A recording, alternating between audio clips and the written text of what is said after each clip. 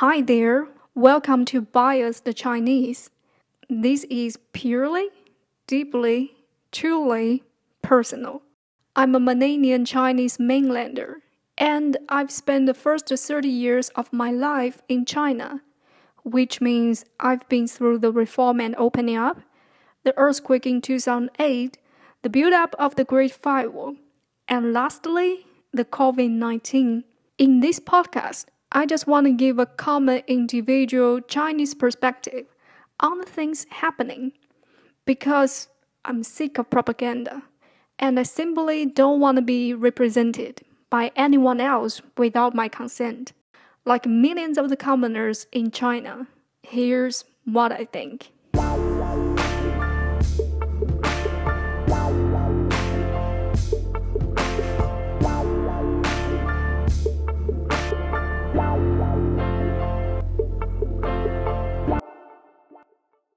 Love you, love your dog.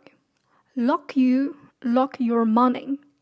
This is the overall conclusion of my 30 years life in China. After going through abusive childhood, traumatic exam-oriented selection system, patriarchal Confucius, ideological propaganda, cyber police, and the last end barrier I found is, unexpectedly, a bank card. If you ask me how far away are Chinese people from the world, I'd say a bank card away. Before leading to my point, here I need to give you some unobtrusive facts, which is vital in analyzing China's financial status quo. First, 600 million people earn less than $137 a month in China till 2021. This data is announced by China's ex-premier during a national conference in pandemic era.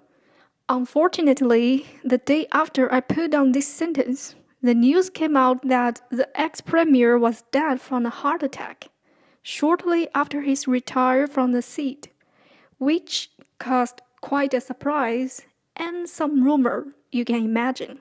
Second, the majority of Chinese people don't have access to a credit card, not mentioned to Visa or MasterCard. That is to say, all their money is kept in Chinese banks and fixed in the circulation of domestic market. Third, Chinese people can't exchange foreign currency as they like it. And the exchange rate is manipulated by the Bank of China, which is different from the global market, in case some carried foreign cash back from the traveling. Thus, to get a foreign bank account is a privilege for those who have enough money. For example, to open a Citibank account in China requires at least 100k USD deposit, or enough knowledge, for example, studying abroad, to do so. And privilege is called privilege because it always belongs to the 1%. Most of Chinese people's assets is therefore locked and nailed in the geographic zone of China, despite the globalization. This invisible lock is, for now, the most powerful tool I've seen to enslave the mass.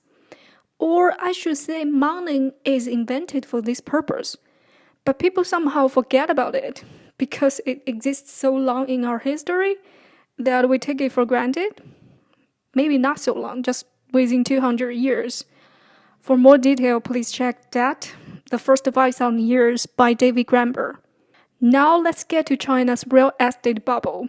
Western media are filling up this apocalyptic thing, as I remember, since 2007. And the latest warning was in August, when US President Joe Biden said China is a ticking time bomb. I got it instantly what he referred to, and I laughed. In case you don't have the background information, Evergrande and Country Garden are two property giants in China, and respectively the former is in debt of 300 billion USD, the latter 200 billion USD. Yes, they are a tip of iceberg. And yes, there will be ripple effect. And correct, real estate contributes a quarter of China's GDP. You're right. It looks gloom and doom, but only in Western perspective. China is not the United States. nor United Kingdom. Imagine you blaming a Chinese toddler for not being able to recite Shakespeare. Who's really mad here? Personally, the reason I think that makes US so mad is because most of the debt that those property companies own are from the US. In other words, the 1% in the US don't earn enough profit, and worse, they don't get their money back. This is understandable, right? I also wish my borrower dead when he can't return my money. But, too young, too naive. It's a comment given by ex-president of China, who died last year, and who was at the time very close to the US.